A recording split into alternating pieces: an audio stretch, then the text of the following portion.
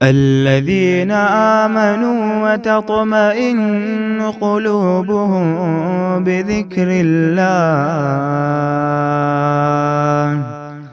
ألا بذكر الله تطمئن القلوب۔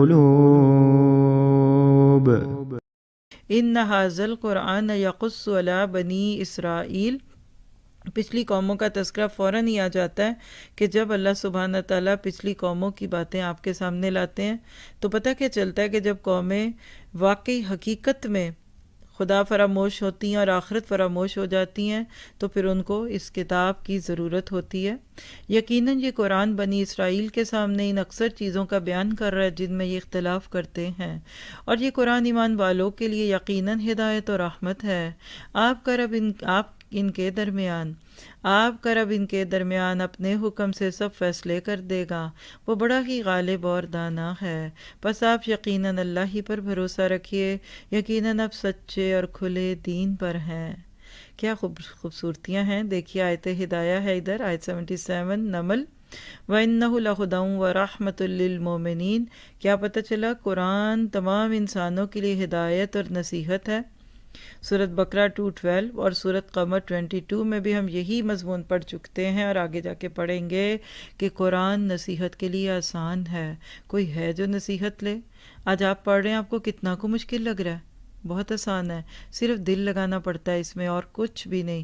اس میں کوئی ایسی جمع تفریق یا آپ کو میتھمیٹکس یاد کرنے نہیں۔ آپ دیکھیے بچے کتنا سیکھ جاتے ہیں، کتنی کتابیں پڑھ جاتے ہیں۔ تو ذرا اپنے بچوں کے سلیبس میں جا کر چیک کیجئے کہ فاتحہ سے ناس تک قرآن پاک ہے، اگر نہیں ہے تو اس کو شامل کرنا ہے انشاءاللہ۔ پھر آپ دیکھیے کہ یہ جو جملہ ہے نا کہ قرآن آسان ہے نصیحت کے لیے، تو کیسے؟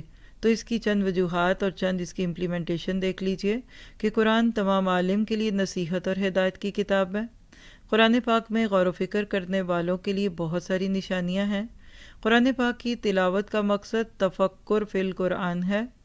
دنیاوی اور اخروی کامیابی کے لیے قرآن ہدایت اور نصیحت ہے، اور قرآن پاک کی تلاوت انسان کو ہدایت تک لے جاتی ہے۔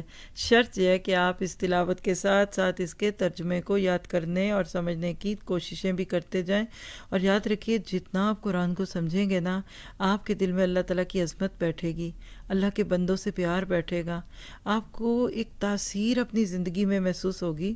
اللہ کا کلام بہت عظمت والا ہے، پر تاثیر ہے۔ پچھلی قوموں کے قصے پڑھتے پڑھتے جب قرآن کی باتیں آتی ہیں تو آپ کو ایک دعوت دی جاتی ہے کہ تم وہ نہ کرنا جو کہ پچھلوں نے کیا تھا۔